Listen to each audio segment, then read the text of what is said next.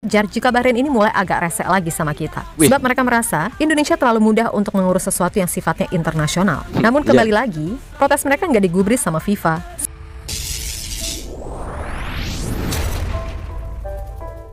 Assalamualaikum warahmatullahi wabarakatuh. Hai guys, teman-teman semua, saudara semua, dimanapun Anda berada, semoga Anda semua sehat selalu. Amin amin ya robbal alamin. Oke guys, kita kali ini akan reaksi info tentang sepak bola terupdate hari ini guys ya. Gak bisa secepat itu, Bahrain protes lagi guys, dan dicuekin FIFA. Jepang berkata banyak protes ya mereka. Trio impian. Prestasi dan harapan tentu menjadi sebuah kesatuan yang mengiringi timnas Indonesia sekarang ini. Dan semua tahu, perkembangan timnas Indonesia di luar dari segala dinamika yang terjadi boleh jadi adalah yang terbaik dalam kurun waktu 1 dekade terakhir. Bahkan untuk sekarang ini, pintu Piala Dunia benar-benar udah di depan mata. Sesuatu yang mungkin nggak pernah kita bayangin sebelumnya. Karena ya tahu sendiri, di era sebelum ini timnas kita kayak apa. Lawan Thailand, Vietnam, Malaysia aja sering kelabakan, kan gitu. Nah, memasuki era baru khususnya bersama Coach Patrick, jelas harapan untuk bisa naik level itu nyata adanya. Karena jujur, sebelum ini, publik udah kadung jatuh hati sama Shin Tae-yong. Jadi sejatinya, bukan perkara mudah juga buat Coach Patrick untuk memikat hati publik kecuali dengan kemenangan. Dan beliau pun juga pastinya sadar akan hal itu. Makanya, dalam hal ini, penambahan pemain secepatnya harus bisa dilakukan. Yang mana dua nama oleh Romini serta Jairo, secara luar biasa prosesnya bisa dikebut. Bahkan menurut Pak Menpora, masih ada satu nama lagi yang dirahasiakan. Siapa tuh guys? Segala hal yang terjadi. Ada satu nama lagi yang masih dirahasiakan Pak Menpora guys ya. Siapakah dia tuh guys? Apakah Jairo? Wajar jika Bahrain ini mulai agak resek lagi sama kita. Sebab mereka merasa Indonesia terlalu mudah untuk mengurus sesuatu yang sifatnya internasional. Namun kembali lagi, protes mereka nggak digubris sama FIFA. Sebab ya, selama nggak ada aturan yang dilanggar, ya udah nggak ada masalah. Sesuatu yang juga memantik greget dari Jepang, di mana publik di sana merasa tim Bahrain ini terlalu banyak tingkah. Sebab ketimbang gitu, mendingan fokus pada hal-hal teknis, mengingat posisi mereka pun juga nggak bisa dibilang aman. Yang penting Bahrain tuh fokus dengan hal-hal teknisnya, gak usah ngurusin negara orang dulu lah. Garuda terbang tinggi, menembus langit biru, harapan tak terhenti, walau badai membiru. Dari Sabang sampai Merauke, semangat menyatu padu, kami pasukan Garuda meraih asa tertinggi.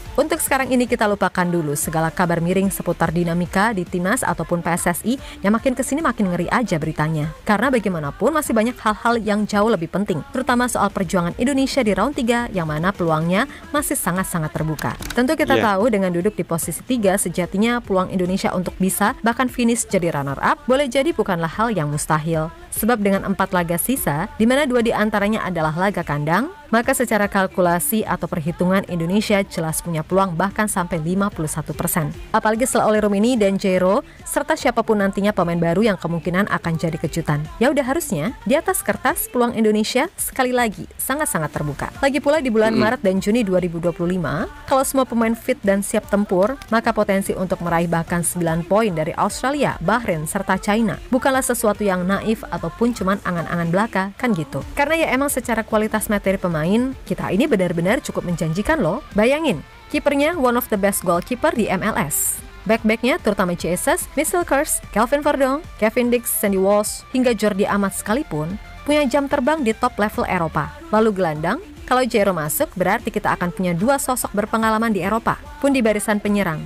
Bayangin dulu aja deh, Ragnar, Ole, Eliano secara jam terbang oke. Dan ingat PSSI masih terus berusaha mendapatkan pemain kayak Dean James, Jadon Osterwolde, Pascal Struijk, Emil Audero, Miliano Jonathans, Robin Mirisola, hingga nama Milion Manhoef ataupun Ian Madsen juga masih diusahakan. Kalau beberapa nama itu berhasil dinaturalisasi serta pemain lainnya fit semua, ya udah harusnya kita bisa loh mengunci posisi runner up.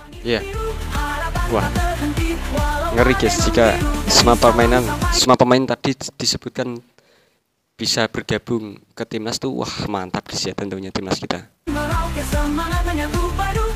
Semoga bisa lah untuk lolos ke Piala Dunia.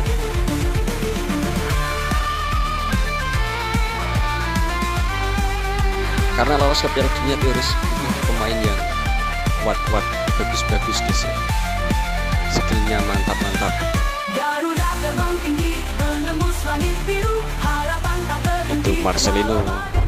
Yap, di luar Pak dari Erik, persoalan teknis, mungkin salah satu masalah non-teknis yang dihadapi adalah soal si Bahrain yang gak henti-hentinya bikin riweuh keadaan. Tentu kita ingat kalau mereka udah ngajuin permohonan untuk main di tempat netral, yang mana sejatinya hal tersebut udah mendapatkan tanggapan dari AFC. Ingat ya, tanggapan bukan keputusan. Dan awalnya semua mengira kalau permintaan Bahrain ini bakal dengan mudah di ACC lantaran ketua AFC sendiri adalah orang Bahrain. Namun mereka juga harus ingat kalau Pak Erik bagaimanapun juga adalah salah satu orang yang lihai kalau urusan lobby-melobi. Sampai terjadilah pertemuan antara beliau dengan Sekjen AFC serta Sekjen FIFA, yang mana salah satu pembahasannya tentu saja soal permintaan Bahrain yang dinilai nggak masuk akal.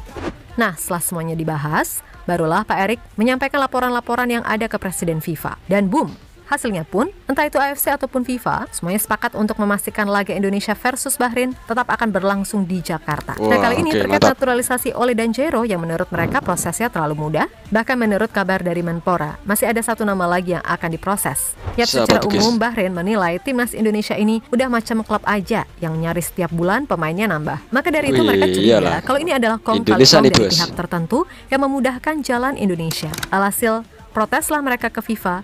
Namun kembali lagi nggak digubris, sebab secara aturan memang nggak ada yang dilanggar dari pihak Indonesia. Dongko deh sana.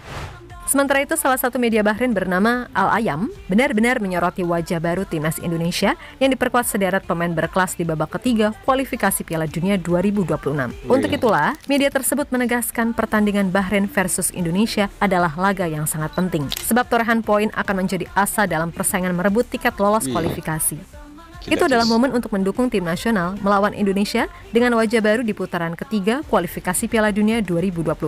Tidak ada keraguan bahwa pertandingan lawan timnas Indonesia punya arti yang begitu penting, sekaligus jadi titik balik tim Bahrain. Pelatih timnas Bahrain dan staf harus memilih susunan pemain yang ideal sejak awal babak pertama, terutama aspek ofensif untuk memanfaatkan peluang demi mengamankan kemenangan, sebut Al-Ayam.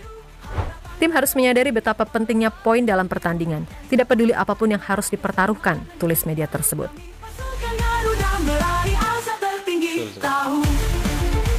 Timnas Indonesia sementara ada di posisi ketiga guys ya, di round 3 kualifikasi Piala Dunia 2026 guys ya. Tinggal mengalahkan 4 lawannya lagi guys ya, 4 laga lagi harus menang Indonesia untuk lolos ke Piala Dunia. Langsung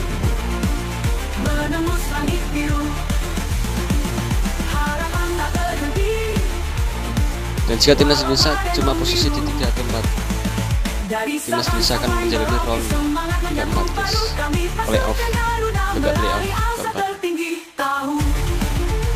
untuk menuju ke Piala Dunia Asia.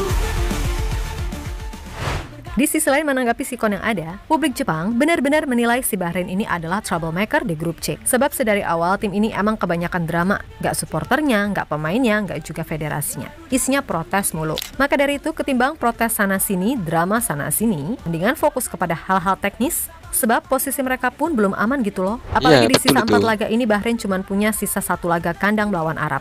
Sedangkan sisanya away ke Jepang, Indonesia, dan juga China. Jadi ya secara jadwal, mereka pun terbilang ketat. Beda dengan Indonesia yang dari sisa 4 laga, mereka punya 2 laga sisa kandang, sehingga probabilitas untuk lolos lebih tinggi. Oke, Indonesia masih mempunyai 2 laga kandang guys ya. Ini tentunya harus bisa dimanfaatkan dengan bermain di kandang sendiri dan penuh dukungan para supporter Indonesia guys. Yap, terlepas dari apapun, dengan semua hal yang udah terjadi, jelas untuk saat ini anginnya sedang mengarah ke Indonesia. Tapi udah pasti kami pun inginnya bisa menang dengan cara yang gentle dan elegan, bukan lewat jalur giveaway. Tapi ya udah, itu kan salahnya Bahrain sendiri kalau nggak mau datang. Jadi mau gimana pun itu, kita mah siap-siap aja. Mau tanding ya udah sini, mau dapat giveaway ya udah, alhamdulillah. Rezeki nomplok kan gitu. Karena gimana ya, melihat persaingan yang ketat dari peringkat 2 sampai 6, memang setiap pertandingan di bulan Maret dan Juni ya udah ibaratnya final. Makanya, di luar dari dinamika yang terjadi, ingat fokus utama adalah 4 laga sisa round 3 kualifikasi Piala Dunia. Dan mudah-mudahan setelah Ole serta Jairo, pemain-pemain baru bisa benar-benar tersedia. Karena kembali lagi, untuk menghadapi laga yang tiap matchnya berasa final, pasti butuh kedalaman squad yang balance dari lini ke lini. Seperti lini serang, yang pasti semua sepakat kalau misal trio Ragnar, Ole, dan Miliano adalah trio impian kita saat ini. Eliano gimana? Ya, dia bisa jadi backup Kevin Dix di bek kanan mengingat Sandi sendiri sekarang juga udah menurun dan jarang tampil juga di timnya plus rentan cedera. Dan Eliano Iya. kalau disuruh main jadi IMF juga oke loh, jadi nggak ada salahnya sih sebenarnya. Yang penting poros garis lurus ke depan seperti Martin Pals, Jesus, Tom Haye, dan Ragnar ataupun Ole harus tersedia dalam tim. Masalah kiri kanan mau digeser atau bongkar pasang itu hal lain. Tapi poros utama itulah yang sejatinya jadi kunci, kan gitu. So, betul. tetap semangat Garudaku. Untuk sekarang ini berjuang ya, di tim masing-masing dulu. Jaga performa, tingkatkan kualitas, dan moga-moga aja nggak ada cedera. Buat Mesilkers, moga-moga cepat sembuh ya, karena biar gimana pun kualitasmu sangat dibutuhkan. Oke, kita Garuda. Oke. Terhenti hai merauke. Oke guys, begitulah info tentang sepak bola terupdate hari ini guys yang kami infokan kepada Anda semua. Semoga bisa bermanfaat dan menambah pengetahuan Anda semua guys ya. Tadi ada satu nama yang masih dirahasiakan guys ya. Masih dirahasiakan Pak Menpora. Satu nama untuk dinaturalisasi menjadi pemain timnas Indonesia. Siapakah itu guys? Apakah Jairo atau Ole Romani? Kita tunggu guys ya. Dan kita tentunya harus doakan timnas Indonesia guys ya. Sekarang timnas Indonesia posisinya ada di peringkat ketiga kualifikasi round 3 Piala Dunia guys ya. Tinggal 4 laga lagi.